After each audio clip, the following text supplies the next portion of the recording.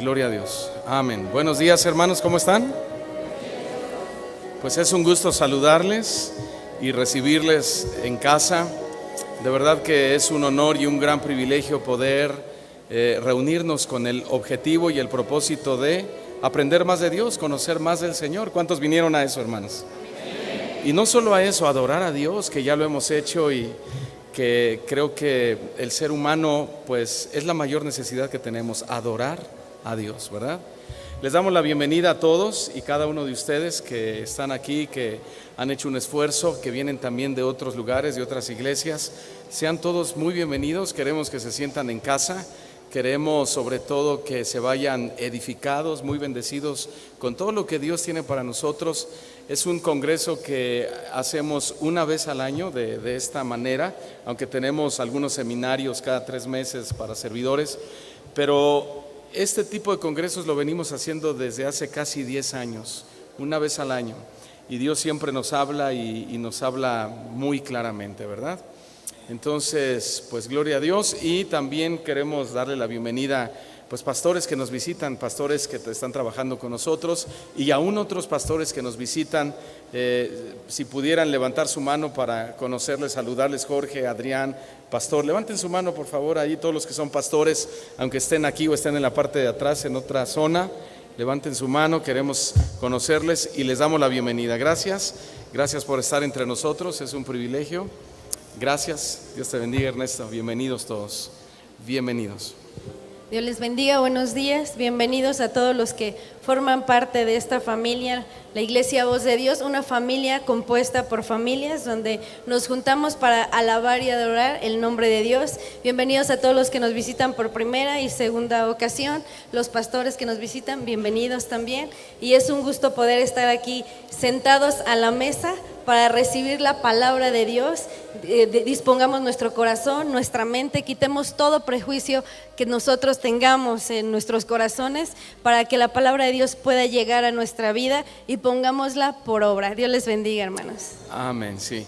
Bueno, quiero presentar a nuestros pastores invitados. Pastor Tony Martín del Campo, bienvenido. Si pudieras ponerte de pie ahí en tu lugar. Pastor Tony Martín del Campo, vamos a dar la bienvenida. Gracias, Tony. Muchas gracias. El pastor Tony Martín del Campo está trabajando también en la iglesia Casa de Oración en Guadalajara, junto con los pastores Chuy y Vicky Olivares, y pues es un honor tenerte entre nosotros, Tony, gracias. También me visita mi papá, nos visita hoy mi papá, que es pastor también muy cerca de aquí. Bienvenido, papá, gracias por estar aquí, Dios te bendiga, gracias. Y bueno, pues queremos dar la bienvenida a nuestros pastores, Pastor Chuy, Pastora Vicky, muchas gracias por estar entre nosotros. Han sido un regalo de Dios para nuestras vidas, estamos muy agradecidos con Dios, bienvenidos, les amamos. Vamos a darle la bienvenida a ellos también. Y bueno, saludamos también a los que nos están viendo en vivo a través de internet, a través de www.vozdedios.org. Muchas gracias por su sintonía. Vamos a estar transmitiendo todo el congreso en vivo hoy, todo el día de sábado y mañana domingo a partir de las 10 de la mañana. Bienvenidos y muchas gracias también por estar al pendiente desde cualquier país o ciudad donde nos esté siguiendo esta señal. Bueno, y vamos a recibir entonces la primera enseñanza del día de hoy. Le voy a pedir a nuestro pastor Chuy Olivares que pase por aquí. Este lugar es para él y muchas gracias. Gracias, pastor. Gracias.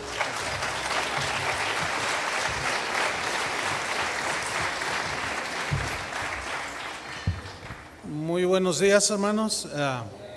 Le doy gracias a Dios por esta oportunidad, por la invitación de Daniel y Paola, a quienes hemos llegado a apreciar mucho en el Señor.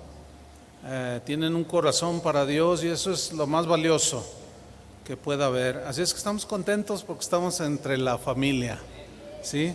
Así es que pues vámonos a la palabra. ¿Qué le parece? ¿Sí trajo su Biblia?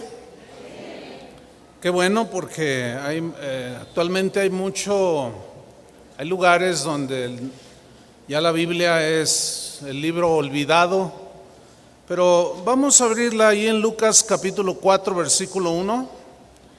El tema que nos trae aquí en esta ocasión al Señor tu Dios adorarás. Es el tema del evento, del congreso.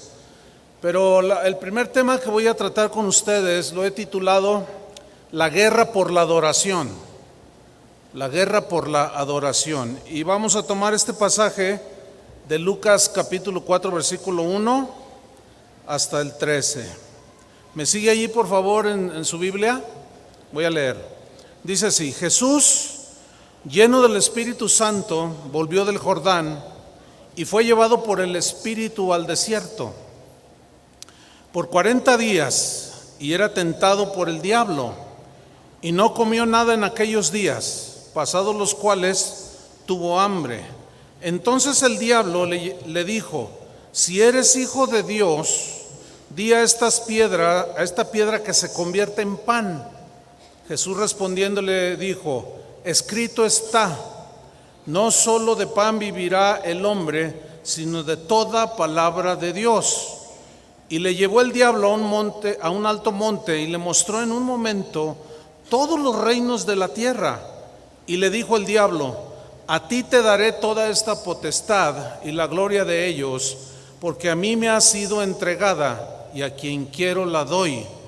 Si tú postrado me adorares, todos serán tuyos.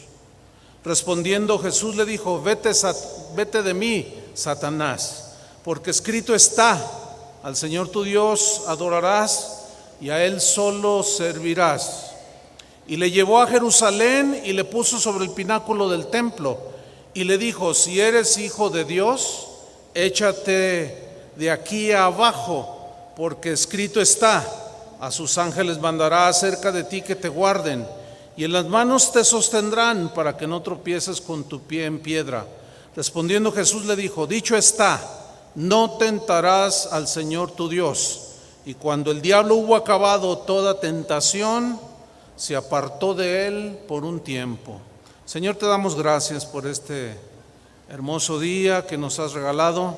Gracias por la vida y por la disposición de los corazones de mis hermanos para venir a estar contigo, alrededor de ti, para escucharte a ti, Señor. Que tu Espíritu, que mora en cada uno de los creyentes, nos confirme las palabras que serán dichas, Señor. Dame de nuevo para explicar tu palabra y a mis hermanos que la puedan entender.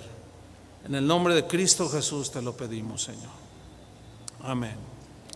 Este pasaje, hermanos, de la vida de Jesús contiene muchas enseñanzas para nuestra vida cristiana.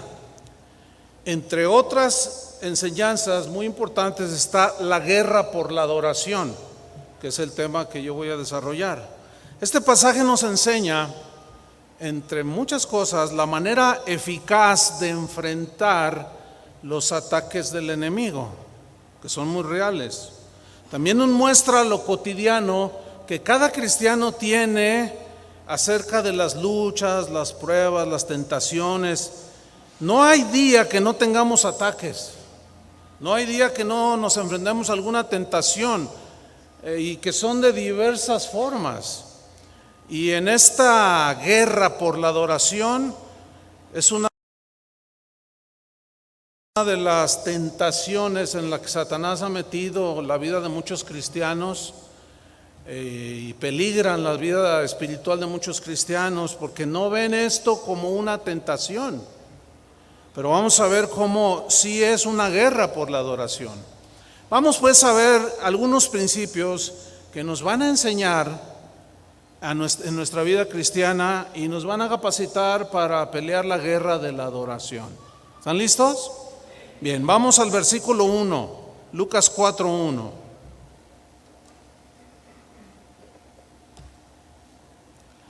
Dice así, dice que Jesús, lleno del Espíritu Santo, y quiero subrayar esa frase, lleno del Espíritu Santo, volvió del Jordán y fue llevado por el Espíritu al desierto.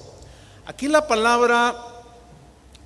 frase donde dice que Jesús lleno del Espíritu Santo, en griego hay una palabra que se traduce por lleno, y esa es muy importante que nosotros la estudiemos, aunque sea, pues básicamente, ¿no? Y la palabra lleno habla de algo que se llena hasta el tope. Pero la idea es que en este caso una persona es llena del Espíritu Santo, y la idea es de que estemos, de que lo que estamos llenos por dentro, en nuestro corazón. Acuérdense que Jesús dijo, de la abundancia del corazón, ¿qué? Habla la boca. Entonces, de lo que estemos nosotros llenos en nuestro espíritu, nuestra mente y corazón, eso de lo que estemos llenos es lo que finalmente dominará y controlará nuestras vidas.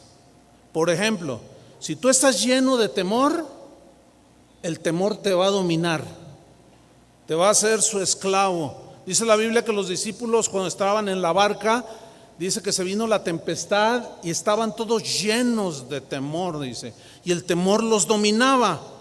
Entonces, de lo que estamos llenos es lo que realmente nos controla. La Biblia dice en Efesios 5:18, no os embriaguéis con vino, así dice, en lo cual hay disolución. Ahora, cuando decimos que alguien está ebrio, borracho, ¿qué es lo que lo controla y domina?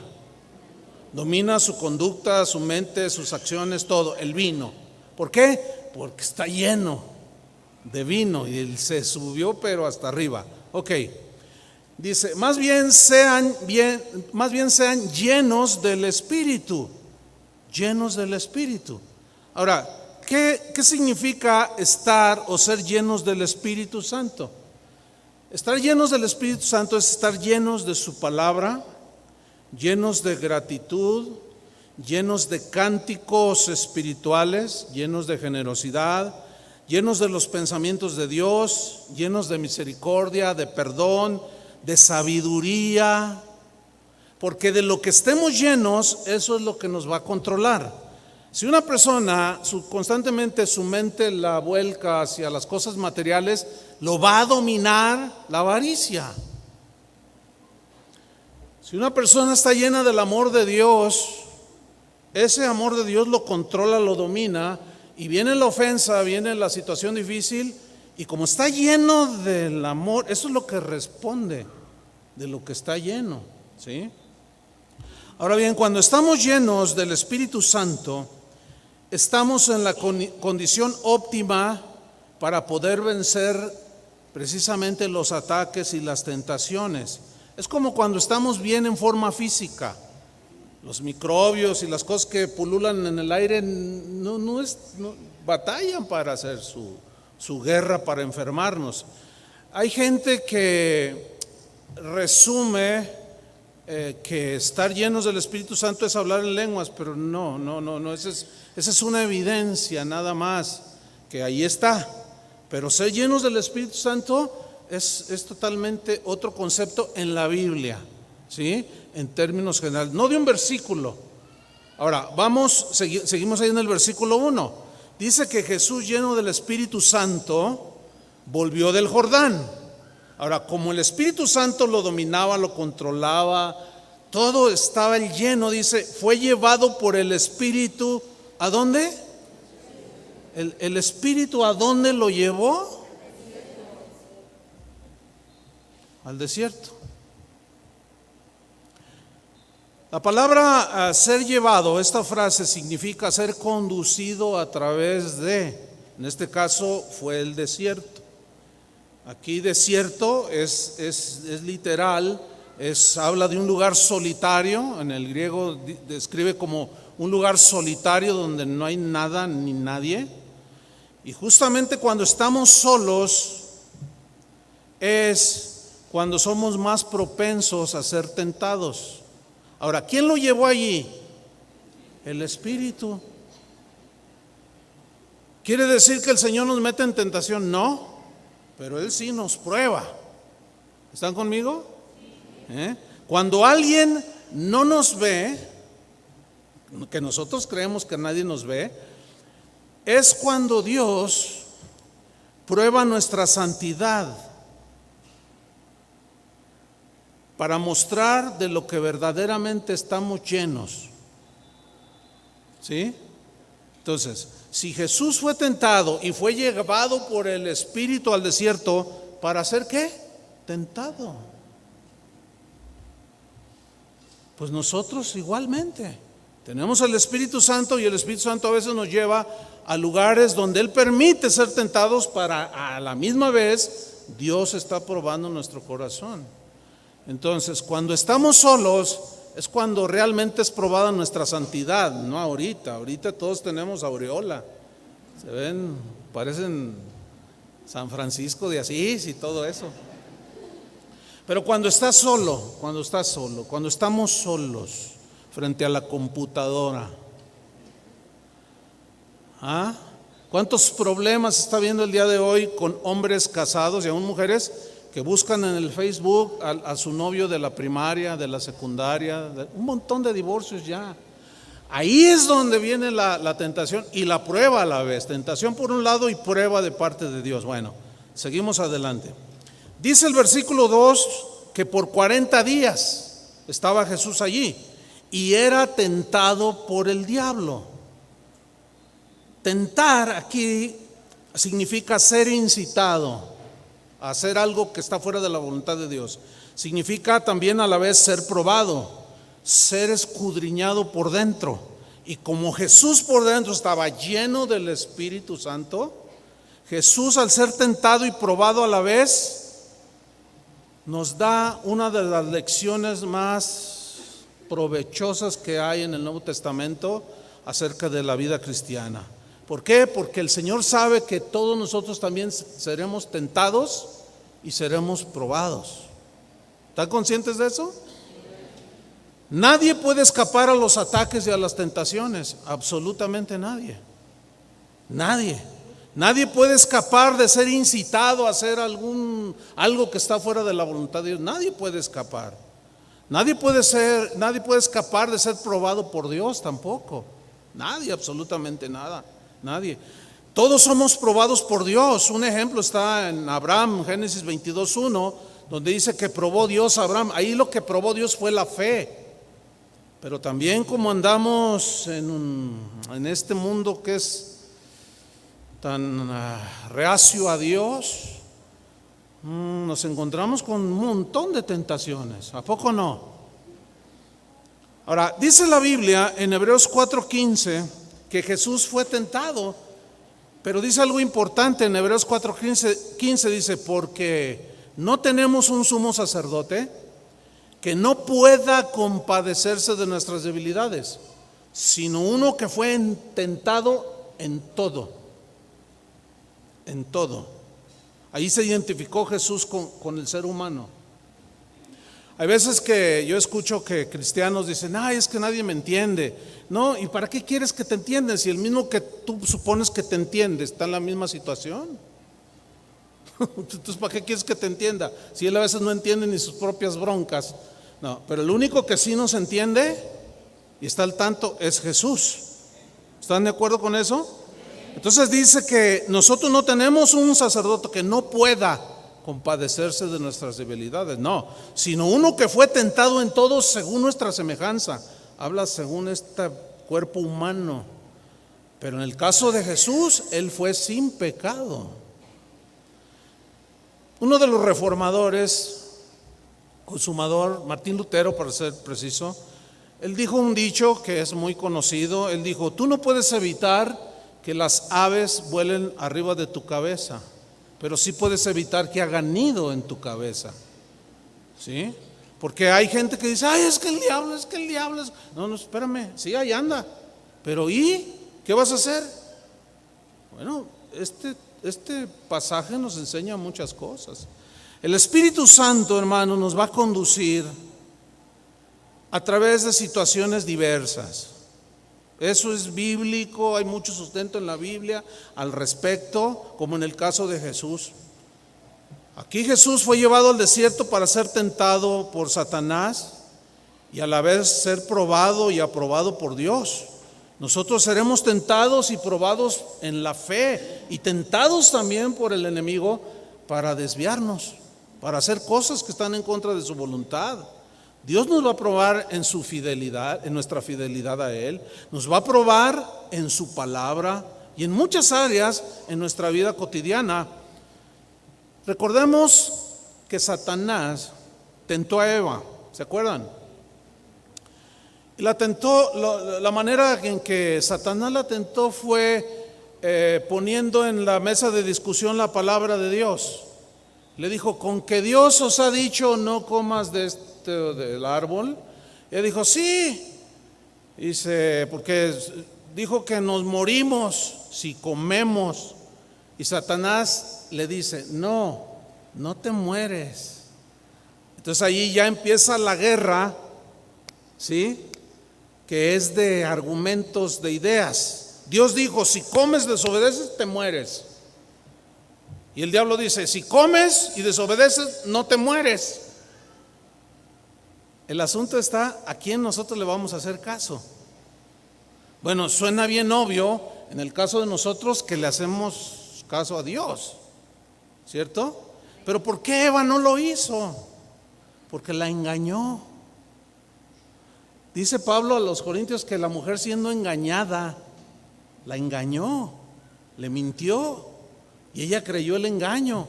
Hermanos, la misma argucia sigue siendo usada por Satanás, el engaño. Dice pues que era tentado por el diablo, seguimos ahí en Lucas 4:2, y dice que no comió nada en aquellos días. ¿Cuántos días fueron? 40 días. Pasados los cuales viene una reacción natural, tuvo hambre. Y aquí encontramos la primera exposición a una tentación.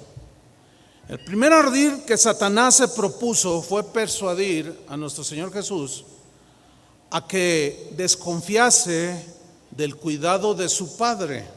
¿Por qué? Miren, el tentador le dijo a Jesús, así parafraseando, ¿no? Si quieres que la gente te siga, usa tus poderes milagrosos para darle cosas materiales a la gente. Satanás estaba sugiriéndole a Jesús lo que podemos llamar un soborno. Si tú sobornas a la gente para que te siga, pues darles cosas y verás cómo te siguen. Pero que te sigan por amor, contadísimos. Pero que le sigan por algún interés, un montón. Nada más lean Juan capítulo 6, cómo eran. Le dio de comer a 5,000, sin contar las mujeres y los niños, aproximadamente 20,000 personas. Y de esas 20,000 al final del capítulo, ¿cuántas quedaron? Nomás los discípulos. Pero ellos se fueron detrás de Jesús cuando a la mañana siguiente lo buscaron y ya no estaba, y él se había ido al otro lado del mar. Y allá lo fueron y fueron a seguirlo y lo encontraron. Señor, dice, ¿dónde has estado? Te hemos buscado toda la mañana. ¿Dónde has estado? Y él les dijo claramente, allí no les escondió el mensaje. Les dijo, ustedes me buscan porque ayer comieron. No, trabajad no por las cosas que perecen, sino por las cosas que no perecen. Y les empezó a decir la realidad de las cosas. Ustedes me quieren seguir por lo que yo les doy, pero de eso no se trata. Porque lo que yo les doy no son cosas materiales, en eso no consiste mi venida. Yo vengo a darles vida y vida eterna. No, dice que se empezaron a ir todos y lo dejaron solo. Y mira a sus discípulos y les dice, ¿ustedes también se quieren ir? Y Pedro le responde algo muy interesante. ¿A quién iremos si solo tú tienes una buena casa para mí? ¿Así dijo? Si solo, yo quiero que pongan mucha atención, porque la necesidad fundamental del hombre no son las cosas materiales. Las necesitamos porque se usan en este mundo, pero no son las fundamentales. Las fundamentales son las cosas espirituales. Y la necesidad fundamental del ser humano es salvación de la condenación del infierno. Entonces Pedro le dice acertadamente, ¿a quién iremos si solamente tú tienes palabras de vida eterna? Palabras que trascienden este mundo visible. La tentación aquí era precisamente las necesidades materiales, en este caso las necesidades básicas como la comida. Tuvo hambre, a ver, di que este pan, esta piedra se convierta en un rico torta de jamón. Imagínate usted, miren, cuando hay hambre, la gente se come lo que sea, ¿no es cierto? ¿Por qué? Porque tiene hambre. Entonces, aquí la tentación básicamente era en algo que es necesario para la vida humana: la comida, el vestido, el techo, son necesidades básicas de todos los seres humanos. Y allí hay, precisamente en esa área, hay infinidad de tentaciones que nosotros los cristianos debemos de saber discernir cuando es una tentación o es algo que viene de Dios, o viceversa, si viene de Dios o es una tentación. Por mente, cosa natural, deducimos que si, por ejemplo, a mí me regalan un auto nuevo, mi mente lo primero que hace es deducir que es una bendición de Dios. Pero no siempre, porque ¿qué tal si el que me lo quiere dar quiere sobornarme a mí? Y ahí esa es una tentación. Si yo lo recibo, ya estoy en una situación vulnerable a la voluntad de aquel que me está dando un beneficio material. ¿Me estoy explicando? Entonces, lo que aparentemente puede ser una bendición, en realidad el origen es una tentación.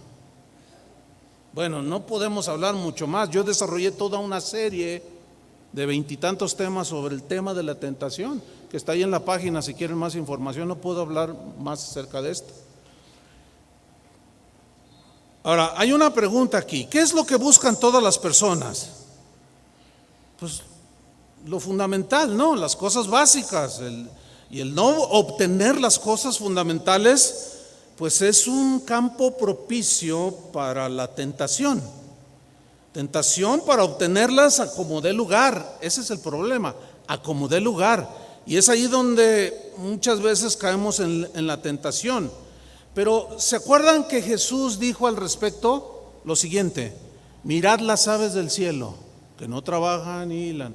Mirad las flores del campo. Dios alimenta a las aves, a las flores del campo las vistió con una belleza maravillosa. Dice, ustedes tienen más valor que las aves. En otras palabras, ustedes dentro de la orden de la creación, ustedes son más importantes que las aves y las flores. Y si las aves del cielo Dios las alimenta y así viste a las flores, ¿cómo no hará con vosotros mucho más? Dice el Señor. Vamos a Lucas 4:3 de nuevo.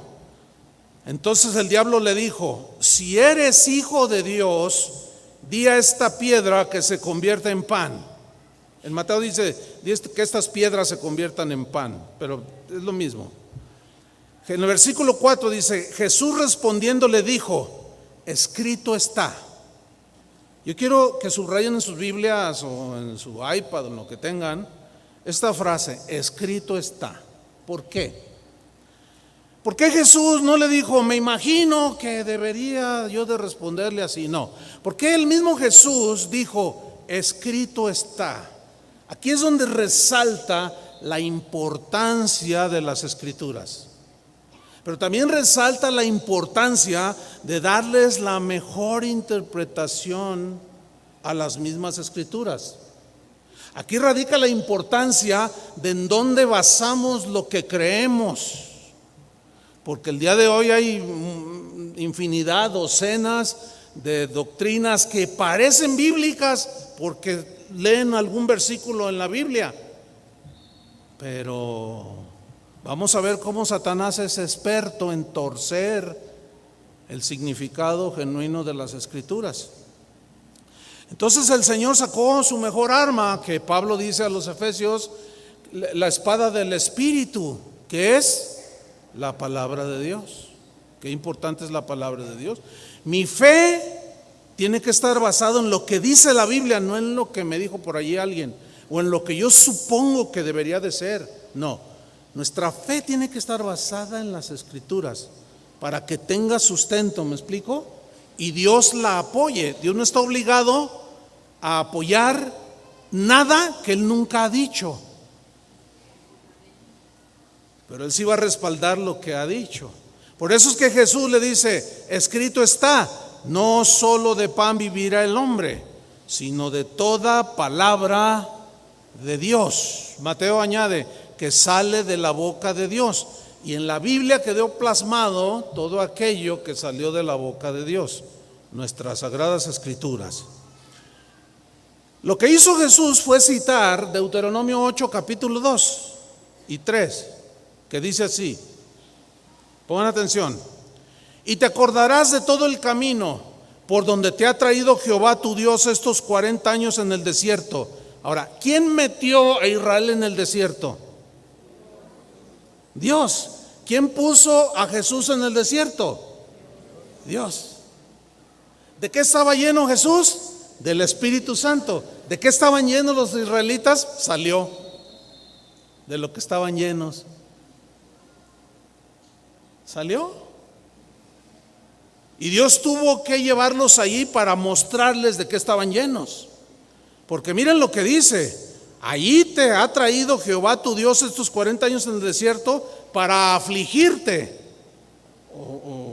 Aquí aflicción tiene que ver con las situaciones difíciles que nos afligen. A veces son necesidades, a veces son desánimos, qué sé yo. Ahora, fíjense lo que dice aquí, lo estamos leyendo, no estamos inventando.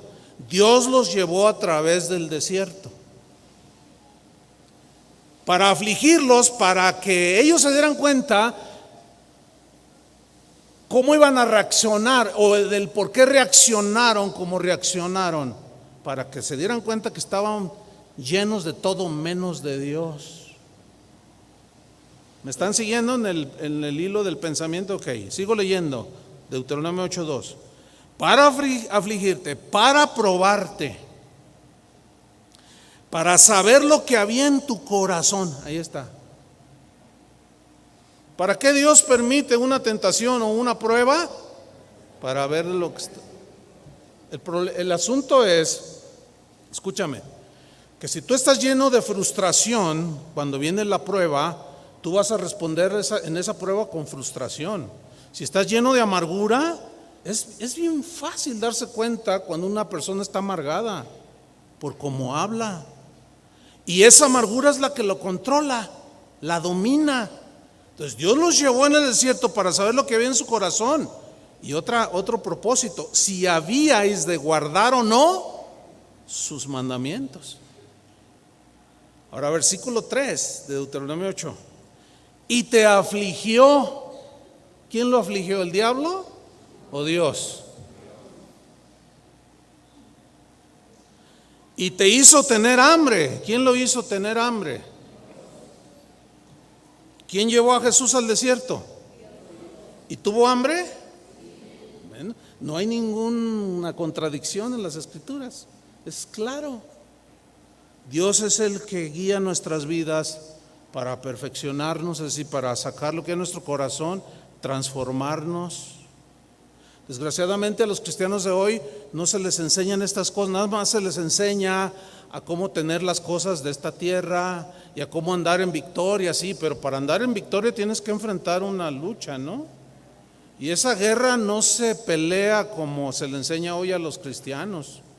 Porque yo tengo años sirviendo al Señor y los veo peleándose los veo igual de derrotados, iguales de carnales, de adúlteros, de borrachos. Y digo, pues no, entonces, ¿dónde está la transformación? Porque a fin de cuentas, si alguno está en Cristo, nueva criatura es. Y te afligió, dice, y te hizo tener hambre, pero a la vez probando. Dice, y te sustentó con maná. Bueno, a ellos no les gustó el maná. O sea que no siempre Dios nos va a dar lo que nos gusta, ¿eh? A veces nos va a dar cosas que nos pueden enfadar, nos puede meter en una situación que nos puede enfadar. Pero ¿cómo le vamos a responder a Dios? De lo que estemos llenos. Así es como le vamos a responder. ¿Cómo le respondieron a Dios en el desierto los israelitas? Se quejaron, querían apedrear a Moisés, criticaron a Aarón, después lo convencieron que les hiciera un becerro de oro, todo un desastre. Bueno, sigamos leyendo. Te sustentó con maná, comida que no conocías tú, ni tus padres la habían conocido. Oiga, imagínense que del cielo les caía diario su maná, eso es algo maravilloso, ¿no? Pero se enfadaron, no les gustó. Ellos querían pepinos y ajos y cebollas, y uno que otro pedía jícamas. Ahora fíjate, ni tus padres la habían conocido, para hacerte saber, escuchen esto, pongan atención, para hacerte saber que no solo de pan vivirá el hombre.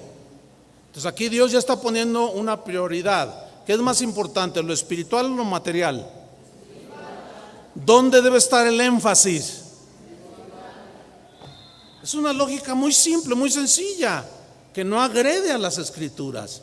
Pero invertirlo y darle más importancia a lo material que a lo espiritual, ahí estamos agrediendo las escrituras. Y nos estamos metiendo en broncas con Dios, y muy severas.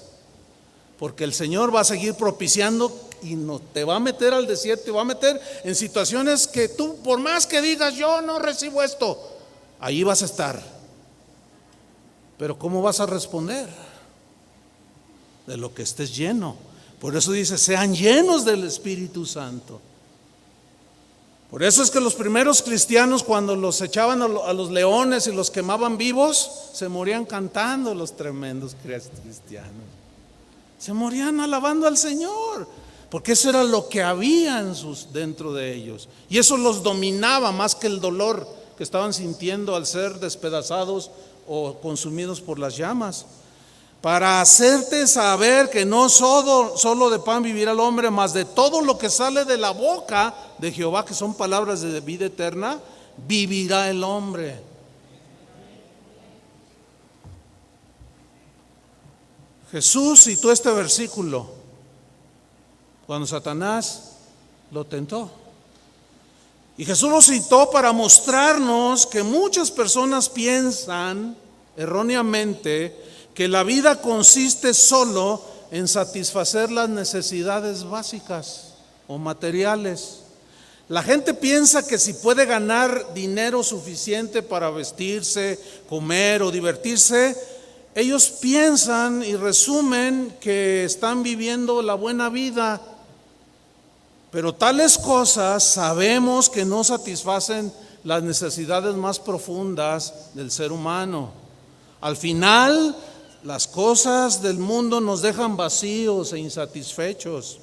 El propósito del Evangelio, hermanos, escuchen, el propósito del Evangelio no consiste en darnos o proveernos mejores condiciones de vida. ¿Oyó eso? Sino que su verdadero propósito del Evangelio es producir hombres y mujeres conformes a la imagen de Jesús. ¿O no? ¿Se acuerdan cuando Pablo dijo, ¿qué me separará del amor de Dios? Y empieza por las cosas que le suceden al ateo, al gnóstico, al cristiano, al no cristiano, a todo mundo. ¿Tribulación? No. Entonces allí Pablo está estableciendo que los cristianos también padecemos tribulaciones. ¿Persecuciones? No. Y lo dice, hambre. O sea, situaciones de escasez. No, es que hay algo más grande que la necesidad fundamental de que yo tengo hambre y ser satisfecha. Hay algo más fundamental. En este caso es la confianza en Dios, las cosas espirituales. ¿Me están siguiendo? Entonces la tentación está en buscar lo secundario en lugar de lo más importante. ¿Qué es lo secundario? Las cosas de esta tierra, que todos necesitamos, pero ahí es donde está la tentación, hermanos. ¿Cuántas veces, yo les pregunto a los que son pastores, no ha venido gente con ustedes y le ha dicho, pastor, ore por mí porque estoy empezando un negocio? Sí, cómo no, Señor, bendícelo. Y tu palabra dice que donde pongamos nuestras manos, ustedes saben, ¿no? Oramos y que Dios te bendiga, bendícelo, Padre. Nosotros también te bendecimos, hermano. Bueno, y pasan 6 meses y el negocio del hermano creció. Digo, porque esto ha sucedido a varios hermanos en casa de oración, allá en Guadalajara. Y de pronto, pues pasan los meses y de pronto se aparece el hermano. Oye, hermano, ¿qué ha sido de ti? Ya no te hemos visto. Ay, hermano, es que Dios me ha bendecido tanto. Ah, sí. Dice, ya hasta sucursales tengo, hermano. Ya tengo una flotilla repartidora del producto que yo fabrico. Me estoy extendiendo hasta la Ciudad de México, estoy yendo a Monterrey. No, mira, pastor, el Señor me ha bendecido tremendamente. Oye, a ver. ¿Y tu vida espiritual? ¿Y tu esposa y tus hijos? ¿Y el Señor? Bueno, el Señor comprende. Además, Él me dio el negocio. ¿Creen que eso viene de Dios? Yo no tengo dudas que Dios quiere lo mejor para nosotros. El problema es que hay otro que quiere otras cosas y que nos mete en engaño. Y es donde está la guerra, y es donde está la lucha. Porque Jesús dijo, la vida es más que la comida y el cuerpo es más que el vestido. ¿Sí o no lo dijo Él? También Él dijo, trabajad no por la comida que perece, sino por la comida que a vida eterna permanece. O sea, esto no significa que no trabajes, sino que nuestro énfasis está en las cosas espirituales. Dice, la comida que a vida eterna permanece, la cual el Hijo del Hombre os dará, porque este señaló Dios el Padre. ¿Se acuerdan que Jesús también dijo en el Evangelio de Mateo que la vida del hombre no consiste en la abundancia de los bienes que posee? Bueno, ese es un dicho de Jesús, que la vida del hombre no consiste en la abundancia de los bienes que posee. Entonces, si no consiste en la abundancia de los bienes que yo pueda tener, entonces ¿en qué consiste? En que crean en Jesús, quien es el verdadero Dios y la vida eterna. ¿En qué consiste? En buscar las cosas de arriba y no las de la tierra. Hablaremos un poco más adelante de esto. Vamos a Lucas 4:5. Dice Lucas 4:5, y le llevó el diablo a un alto monte. ¿Quién le llevó? Ok, pongan mucha atención porque aquí hay algo muy importante que vamos a mencionar. Mire, la frase le llevó en el griego es una palabra que tiene 2 implicaciones. Una es llevar a un lugar de manera literal o llevar a un lugar de manera figurada. Y en este caso yo quiero que pongan mucha atención. Aquí es obvio que cuando dice que el Señor, que el Satanás, el diablo, lo llevó a Jesús a un monte alto, es obvio que aquí es en sentido figurado. Pero todavía sígame escuchando, o sea, no se crea todo lo que yo le digo, o sea, pero ponga mucha atención, ¿ok? Es obvio que aquí es en sentido figurado que lo llevó a un alto monte. Ahora, ¿en dónde se efectuó la tentación de Satanás a Jesús? No, sí, en el desierto, pero ¿en qué parte de su ser o cómo es? ¿Saben dónde fue? En la mente. En la mente. Todavía no saqué una conclusión, siga escuchando. El diablo intentó seducir a Jesús a una situación vulnerable, rasgo de todos los seres humanos, que son los pensamientos, nuestra mente. Nuestra mente, hay un dicho que dice que cada mente mundo, ¿no? Entonces imagínate, por eso hay tantas religiones, porque cada quien tiene su idea de Dios. Por eso nosotros no tenemos que inventar religiones, nada más es leer lo que Dios dice de Él, no inventar, ni sacar mis rollos revelatorios y cosas de esas, ¿no? No. Ahora, ponga atención, insisto, le llevó el diablo a un alto monte, pero ¿dónde estaba Jesús? Ahora, para llevarlo en un alto monte se requiere una caminata larga, ¿no? Es obvio que es en sentido figurado, le llevó y le mostró, dice. Aquí dice en el versículo 5, y le mostró en un momento. Aquí la frase le mostró significa mostrar algo de manera figurada o imaginaria, que tiene que ver con la mente, la capacidad que tiene la mente de imaginar. Por ejemplo, hace poco estuvimos en casa de oración en Estocolmo, Suecia. Bueno, ahorita mi mente ya voló para allá, en un instante, no pagó boleto, no se cansó, me voló, en un instante. ¿Me estoy explicando? O sea, la mente vuela a una velocidad extraordinaria. Tiene una capacidad la mente impresionante. El hermano Pablo, que fue nuestro tutor de toda la vida, un día me preguntó: Chuy, te voy a hacer una pregunta. ¿Quién es tu peor enemigo? Y yo rápido, dice, ya sé lo que me vas a contestar, me vas a decir que el diablo. Pues sí. Dice, no, Chuy, porque el diablo no es omnipresente ni omnipotente y no puede estar aquí y allá en dos lugares a la vez. Tu peor enemigo eres tú mismo, me dijo, tu propia mente carnal. Por eso tienes que sujetarla a la mente de Dios. Cuando Pablo dice a los corintios que tenemos la mente de Cristo, él está refiriéndose a que nosotros hemos desarrollado la capacidad de pensar como Cristo, porque mis pensamientos no son los pensamientos de Él, ni los de Él son mis pensamientos. Los de Él son mucho más altos que los míos, son mucho mejores que los míos, ¿no es cierto? Y mucho más certeros que los míos. Entonces dice, le llevó el diablo a un alto monte y le mostró en un momento, o sea, en un instante, ¿qué le mostró? Todos los reinos de la tierra.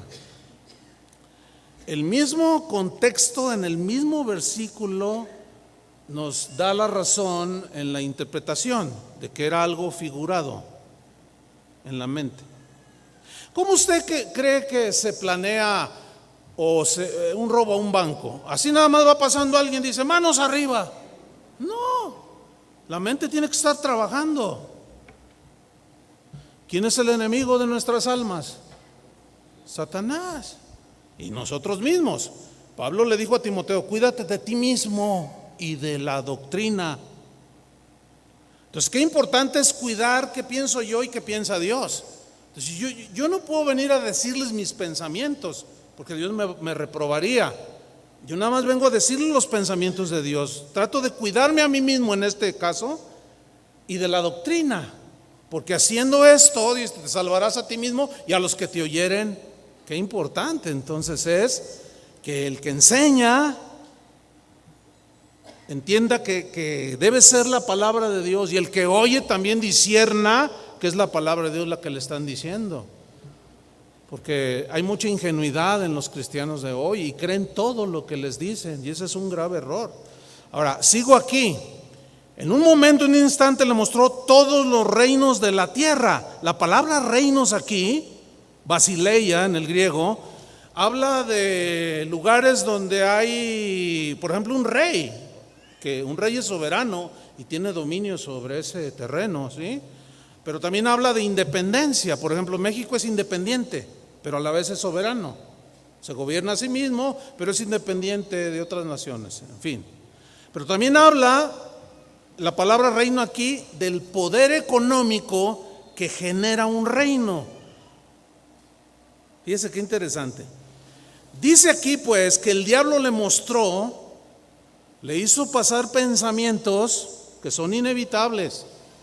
Porque hay cristianos que dicen, pastor, yo a veces pienso cosas bien feas, y no sé qué hacer. ¿Usted tiene de esos pensamientos? Sí. Y se asustan, piensan que uno no tiene. No, si Jesús le pasaron por ahí. Ahí vino la tentación. Entonces, fíjate, el diablo le mostró en su mente lo deslumbrante, lo llamativo y lo atractivo del mundo, de los reinos del mundo, la capacidad económica que genera cada reino, ¿sí? El sistema de vida que llevan los habitantes de ese reino. Y escúcheme bien, los reinos que le mostró son los reinos terrenales, donde se maneja el amor al dinero como primera instancia, ¿sí o no? El deseo de reconocimiento, la fama, pues, el placer, el disfrutar de la vida, etcétera, etcétera. Entonces, la tentación consistía en codiciar las cosas que el mundo ofrece, pero con engaños nos quiere hacer creer que es lo que mejor podemos tener.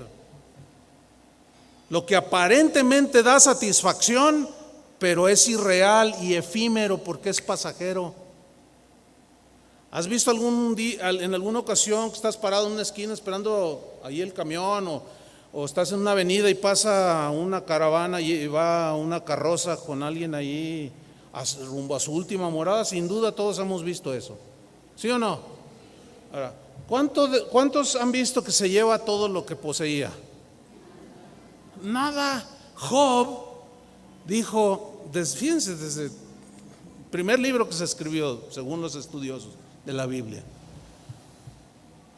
él dijo lo que Pablo posteriormente ratificó, porque sin duda, desnudo salí del vientre de mi madre y desnudo me voy. O sea, no vine con nada y no me voy sin nada. Y Pablo lo ratifica en el Nuevo Testamento. Entonces, si en este mundo lo material que yo pueda tener no lo tenía, sino que lo obtuve, y cuando me muera no me lo puedo llevar, pero la vida eterna, ¿quién te la quita? Pero la inteligencia espiritual y la sabiduría de Dios, ¿quién te la quita? Nadie, ni nada.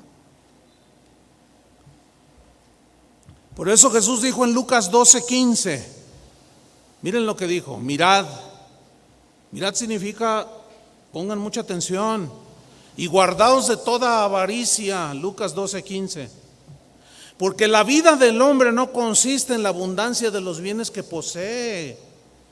También les refirió una parábola, o sea, un ejemplo para ilustrar esa verdad, diciendo, la heredad de un hombre rico había producido mucho, y él pensaba dentro de sí diciendo, ¿qué haré? Porque no tengo dónde guardar, quiero subrayar estas frases, no tengo dónde guardar se creía dueño, mis frutos. Y dijo, esto haré, derribaré mis graneros y los edificaré mayores, y allí guardaré todos mis frutos y mis bienes. Y le diré a mi alma, muchos bienes tienes guardados para muchos años, repósate, come, bebe, regocíjate. Pero Dios le dijo, necio, esta noche vienen a pedirte tu alma, y lo que has provisto, ¿de quién será? Así es el que hace para sí tesoro y no es rico para con Dios. Qué verdades, ¿verdad? Ahora volvamos a Lucas 4:6, porque seguimos ahí en el pasaje cuando el Espíritu llevó a Jesús al desierto. Lucas 4:6, y le dijo el diablo, a ti te daré toda esta potestad, fíjate, a ti te daré, te lo voy a dar, dice, toda esta potestad o posesión y la gloria de ellos, de los reinos de este mundo. Aquí la palabra gloria tiene que ver con gloria aparente, gloria irreal e incierta. Dice Satanás, porque a mí me ha sido entregada. En el griego se lee transmitida.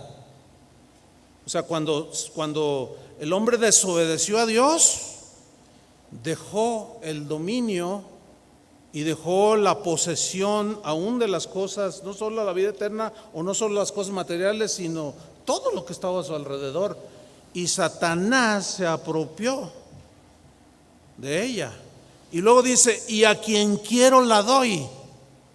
Bueno, aquí podemos entender que Satanás tiene potestad de dar estas cosas a quien él la quiere, ¿no? O se las ofrece a quien él quiere, porque él es el que tiene el dominio. Dice 1 de Juan 5:19 que sabemos que somos de Dios y que el mundo entero está bajo el maligno. Hay un dominio, sí, hay un reino, el reino de las tinieblas, pero nosotros no vivimos en el reino de las tinieblas, ¿verdad que no? Nosotros vivimos en el reino de la luz. A nosotros nos gobierna un rey que es Jesús, y las leyes del reino es la palabra de Dios, ¿cierto? Ok, y está el otro reinando en los corazones de los que no pertenecen al reino de Dios, y les da lo que quiere, y ellos lo reciben y viven así. El asunto está en que Satanás nos quiere dar,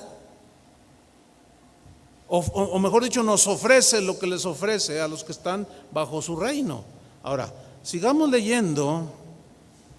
Allí en Juan 14:30, donde Jesús dice, no hablaré ya mucho con vosotros, porque viene el príncipe de este mundo y él nada tiene en mí. Entonces aquí, si nosotros nos quedamos aquí y no vemos el panorama general de la Biblia, se puede deducir una doctrina que está engañando a muchos cristianos el día de hoy. Hay un texto, no tengo tiempo para explicarlo, a lo mejor en alguna ocasión habrá porque no es el tema, pero hay un versículo en Mateo donde dice que el reino de Dios sufre violencia, ¿verdad? Y los violentos lo arrebatan. Bueno, si de verdad usted quiere saber el verdadero significado del versículo, no crea lo que dice nadie. Le voy a dar un consejo de lo que usted debe de hacer. Investigue por usted mismo, con herramientas como diccionarios. Hay un libro que yo les recomiendo, hermanos, que es escrito por un erudito en las escrituras, y este libro se llama El contexto del Nuevo Testamento, pero en el sentido cultural, porque muchas cosas en la Biblia fueron dadas en el contexto cultural de la gente de hace 2000 años o 3000. Y hay muchos dichos en la Biblia que nosotros nunca los vamos a entender si no somos aplicados en el estudio y nos metemos ahí. Y quisiera tener más tiempo para poderles explicar eso, porque es sumamente importante, porque ahí radica que muchos cristianos el día de hoy sean arrastrados en errores. Entonces, han deducido que como Satanás es el dueño de este mundo, entonces yo voy a arrebatarle al diablo lo que él me quitó. No, es que él no nos quitó. Dice el griego transmitido, o sea, se le dejó. Es como si tú abandonas una casa y te vas, llega otro y se mete allí. ¿Sí? Entonces, muchos el día de hoy se agarran peleando con el diablo y dicen, yo te arrebato y te quito lo que tú me quitaste. Pero escúchenme bien, hermanos, no hay un solo pasaje en la Biblia de un ejemplo así.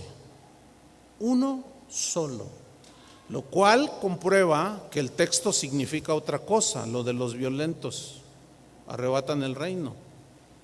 ¿Sí? Bueno, ahí a lo mejor Daniel se los explicará en alguna de las enseñanzas que él dé durante los días que vienen en la vida cotidiana de la iglesia. Pero miren, en el versículo 7, volvamos rápido a Lucas 4, versículo 7. Lucas 4, 7. Satanás le ofrece todos los reinos del mundo, la gloria de ellos, Y le dice en el versículo 7, si tú postrado me adorares. O sea, la condición para que el diablo les dé es: si tú postrado me adorares, dice, todos serán tuyos, todos estos reinos de la tierra. Ahora, ¿quién es el dueño de todo el universo? Entonces, sí, fíjate, domina el diablo en las vidas de aquellos que no tienen a Dios. Pero yo te pregunto, ¿a ti te domina el diablo? Y todo buena dádiva y don perfecto, ¿de dónde viene? Yo no tengo que andarle quitando al diablo nada que Dios me da.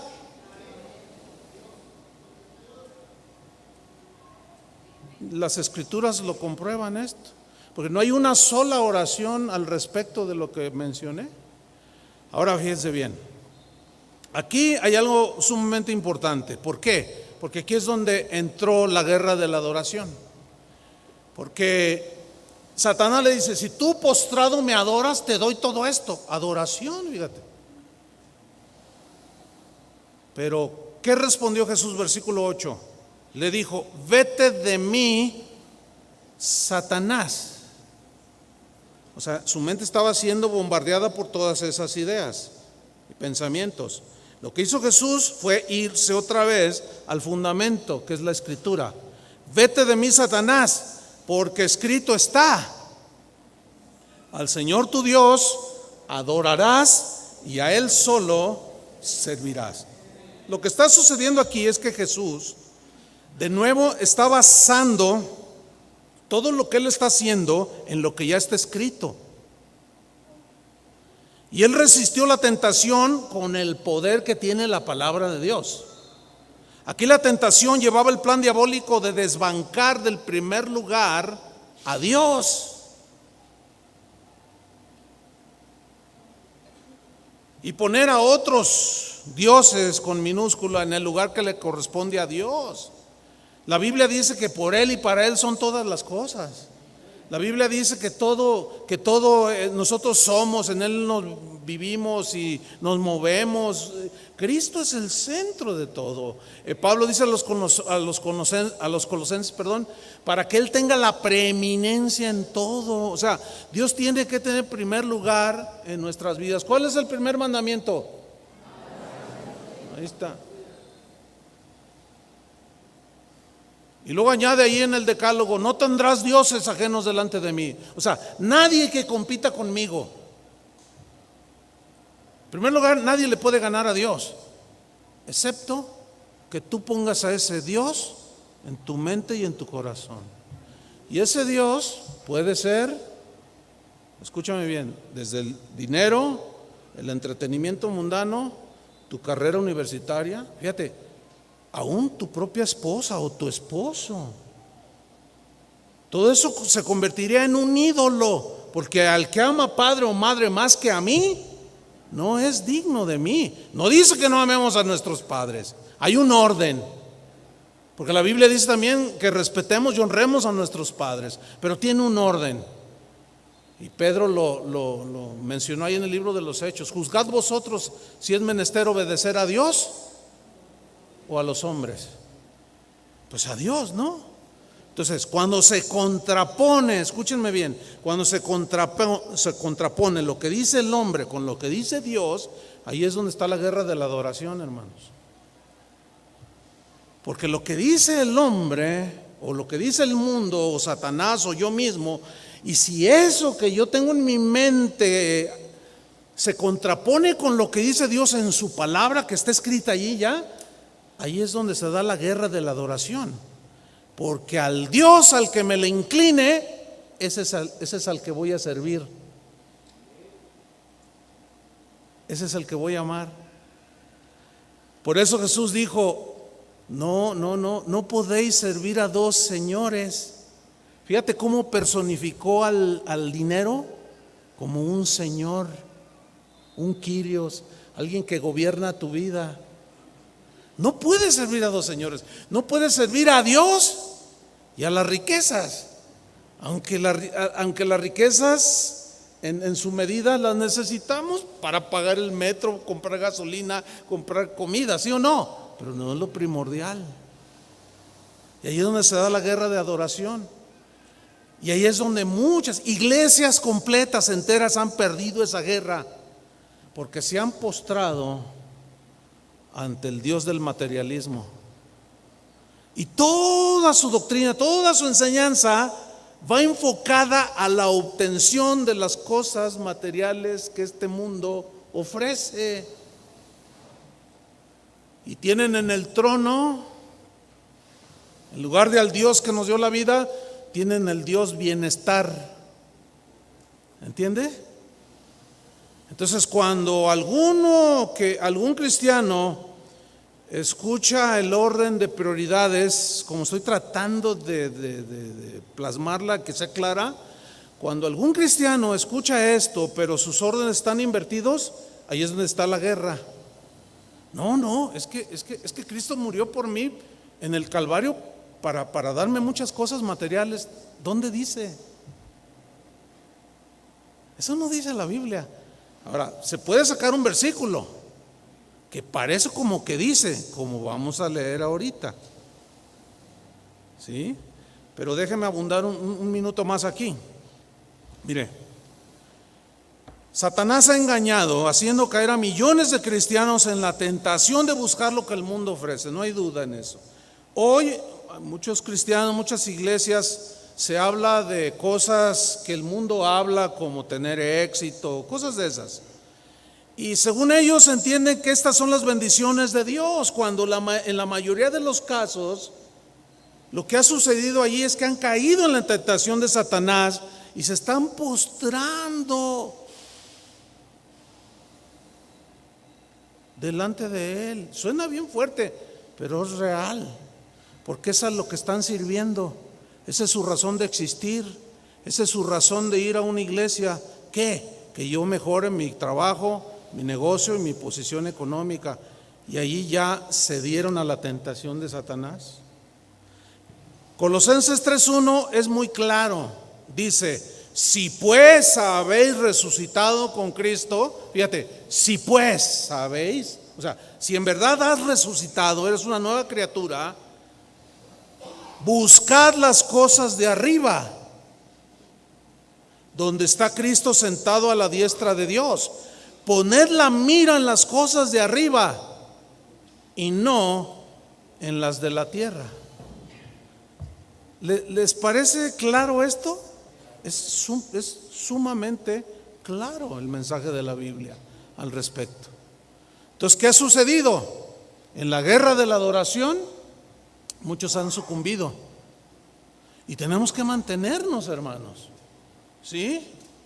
Y decir como Pablo cuando se presentara la situación: ¿qué me separará del amor de Dios? Pues tribulación o hambre, persecución, peligro, espada, lo que sea, nada me podrá separar del amor de Dios que es en Cristo Jesús. O como decía Pablo: he aprendido a tener abundancia y he aprendido a tener escasez. Por todo estoy enseñado. Todo lo puedo en Cristo que me fortalece.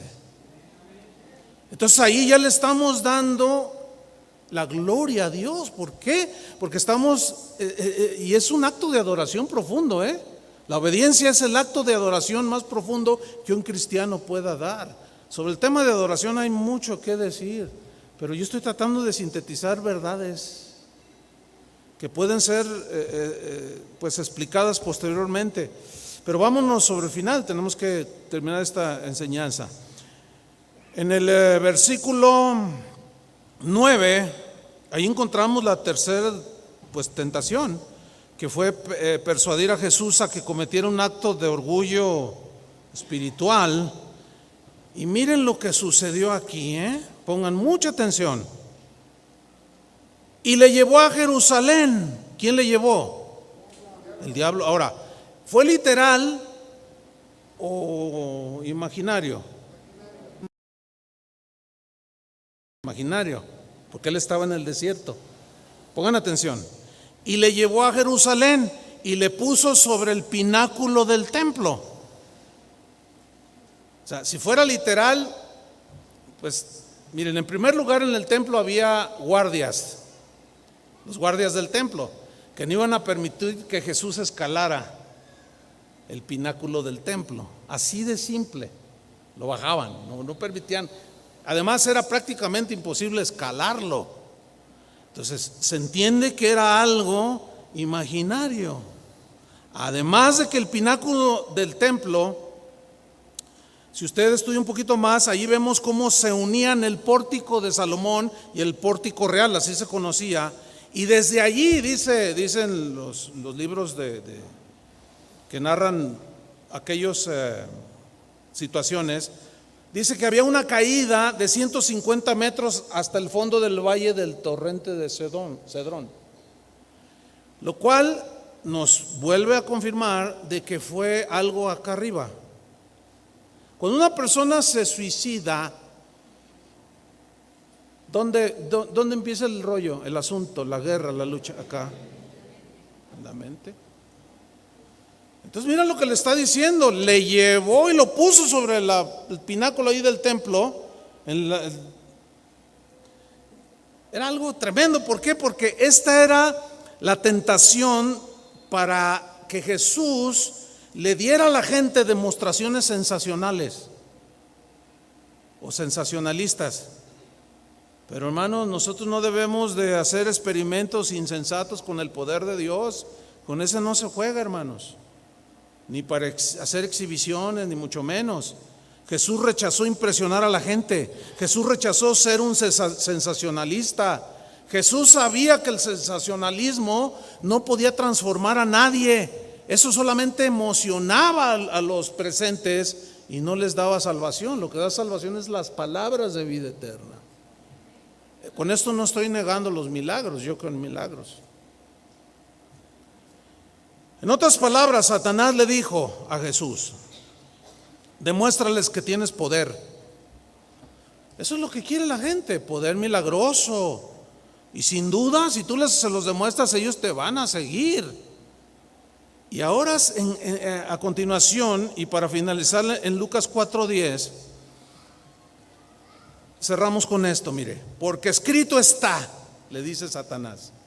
Ahora Satanás lo vemos aquí citando las mismas escrituras, nada más que con el terrible defecto de que citó las escrituras pero fuera del contexto, torciendo su significado. Y le cita el Salmo 91, ¿sí? Y le dice: bueno, tírate al vacío. Está escrito que a sus ángeles mandará cerca de ti que te guarden, y en las manos te sostendrán para que no tropieces con tu pie en piedra. Eso dice el Salmo 91, hermanos. Pero el contexto del Salmo es: el que habita al abrigo del Altísimo morará bajo la sombra del Omnipotente. Diré yo al Señor: esperanza mía y castillo mío, mi Dios en quien confiaré, y Él me librará del lazo del cazador, de la peste destructora. Con sus plumas te cubrirá y debajo de sus alas estarás seguro. Escudo y adarga es su verdad. No temerás el terror nocturno, ni saeta que vuele de día, ni pestilencia que ande en oscuridad, ni mortandad que en medio del día destruya. Caerán a tu lado 1000 y 10,000 a tu diestra, mas a ti no te llegará. Y el contexto es nada que ver. ¿Y qué le dice Jesús? Respondiendo, Jesús le dijo: escrito está, o dicho está, no tentarás al Señor tu Dios. ¿Saben que de eso está llenas las iglesias hoy? Tentando a Dios. Te doy 3 días para que me des lo que te pido. Te doy 3 días, hazme favor. Otros dicen ahora. Uy, no, eso es, pero temerario en grado superlativo, exigirle a Dios u ordenarle lo que debe hacer.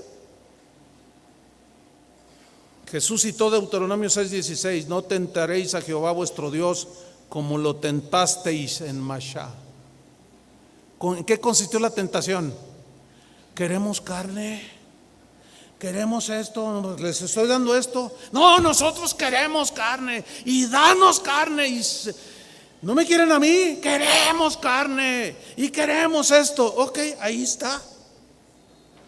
Dice, todavía tenían la carne en su boca y vino sobre ellos el juicio. Tentaron a Dios. Lo peor que le puede pasar a un cristiano en semejante engaño doctrinal es que de tanto que le gritan y le exigen y le piden, y Dios diga, entonces no me quieres a mí, que soy el dador de la vida. No, yo quiero esto. Lo peor que te puede pasar es que Él te lo dé, porque es inmediato que viene el juicio. A Dios se le pide, no se le exige. A Dios se le cree. Si me lo da, bueno, y si no, sigue siendo Dios y yo sigo siendo criatura. Dice el versículo 13 y final: cuando el diablo hubo acabado toda tentación, se apartó de él por un tiempo. Por un tiempo, hermanos, pero la lucha continúa. La lucha por la adoración. Oremos. Señor, te damos gracias. Te damos gracias, Señor, porque tu palabra es muy clara de que tú debes ser el objeto de nuestra adoración, que tú debes de ser nuestra motivación, la razón de vivir, la razón de existir, porque nuestras vidas, Señor, no consisten en la abundancia de los bienes que lleguemos a poseer, sino en ser llenos del Espíritu, llenos de frutos de justicia,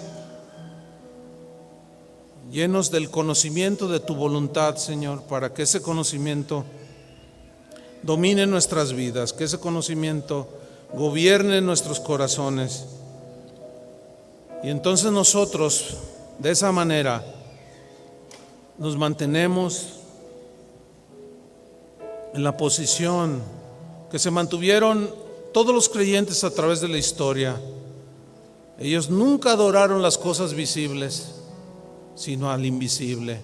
Nunca adoraron las añadiduras o las cosas, sino al dador de las cosas.